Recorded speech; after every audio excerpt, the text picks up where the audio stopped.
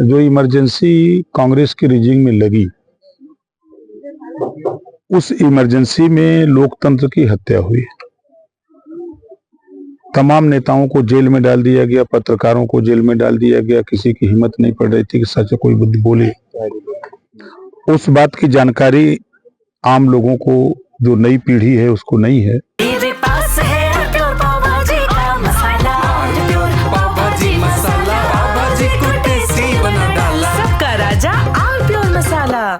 तो उसको भी इस बात की जानकारी होनी चाहिए कि कांग्रेस ने किस तरह की डिक्टेटरशिप अपनाई थी, इमरजेंसी लगा करके उन्होंने क्या किया।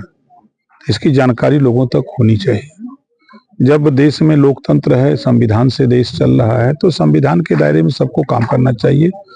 और संविधान की धज्जी उड़ाएंगे तो भाई अच्छा कदम नहीं है। मंत्री, एक सवाल है। अखिलेश यादव जी ने अभी 3 विधायकों को निष्कासित किया है पार्टी से। यह फैसला लेट नहीं किया उन्होंने, और किया तो क्या बर्खास्त नहीं कर देना चाहिए था? क्यों इतना ही? भाई देखिए, ये तो 1.5 साल पहले निकल गए। ये सब लोग जान रहे हैं। तो कौन नया काम कर दिए हैं?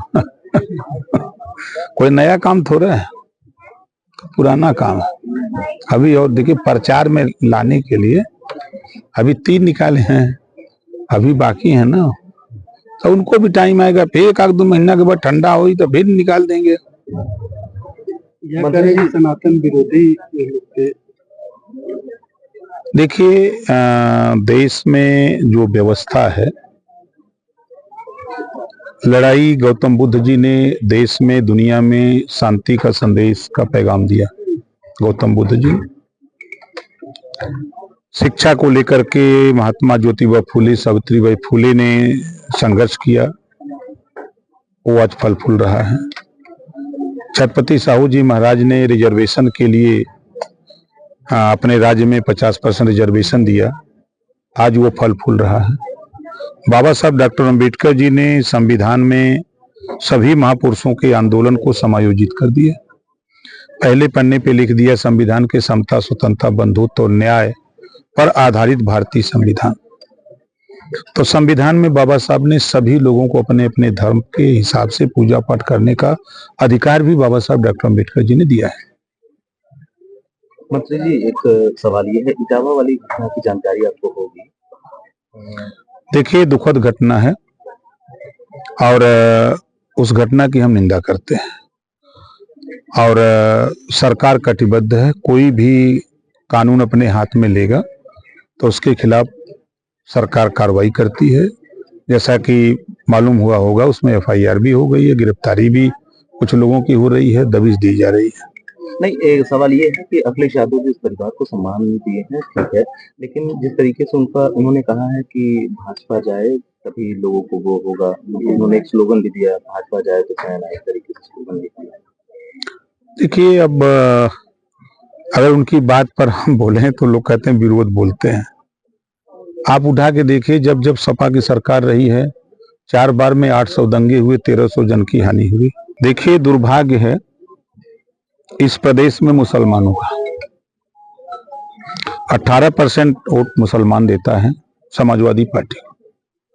एक कैरियर पर बैठता है, छतरी जो साइकिल के पीछे है उसको हम लोग कैरियर कहते हैं, और साइकिल चलाते हैं अखिलेश जी। तो हम कह रहे हैं कि इस बार 27-27 के चुनाव में यदि आपकी सरकार बनती है तो साइकिल चलाने के लिए किसी मुसलमान को दे दो। अब आप थोड़ा पीछे कैरियर पे बैठो, देखो कितना दर्द होता है कुछ दूर जाने पर, तब ना महसूस होगा। अच्छा, एक सवाल और है कि 2027 में किस तरीके से बीजेपी तैयारी कर रही है और आपकी तरफ से क्या स्टैंड है 27 को लेकर? 4 महीने में आपने देखा होगा कि हाफरी आ गई है आजमगढ़ में। 4 महीने से हम खाली आ जा रहे हैं, थोड़ा रुकते हैं, सब परेशान है। देखिए, प्रदेश और देश की जनता विकास चाहती है, गुलामों को गुलामी का एहसास करा रहे हैं। जैसा मैंने पहले भी बताया कि मुसलमान समाजवादी पार्टी का गुलाम है, उनके जो नेता हैं वो भी गुलाम हैं। हक की बात नहीं करते, शिक्षा की बात नहीं करते, स्वास्थ्य की बात नहीं करते, रोजगार की बात नहीं, अमन चैन की बात नहीं। बात किस बात की होती है? हमेशा खाली नफरत की बात होती है। और मुसलमान अगर मानता है मोहम्मद साहब को, तो मोहम्मद साहब का पैगाम है भाईचारा मिल्लत का, उनका पैगाम है। लेकिन ये करते क्या है? नफरत। वो सिखाते हैं, कांग्रेस सिखाती, सपा सिखाती, बसपा सिखाती है नफरत। तो ये नफरत इनके मन में भरते हैं। पहली बार आजादी के बाद देश में एनडीए की सरकार में 51 मुस्लिम बच्चे आईएएस हुए हैं। ये काम तो कांग्रेस भी कर सकती थी, उनको उबार करके, समाजवादी पार्टी भी कर सकती थी, बसपा भी कर सकती थी। लेकिन लोग समझाते हैं कि भाजपा दुश्मन है। अगर दुश्मन है तो फिर 51 बच्चे कैसे आईएएस पास कर गए? और साथ में सबसे बड़ी बात कि प्रदेश की जितनी योजनाएं हैं, सारी योजनाएं सबके लिए, सभी जाति, सभी धर्म, सभी मजहब के लिए बन रही हैं, किसी एक जाति धर्म के लिए नहीं है।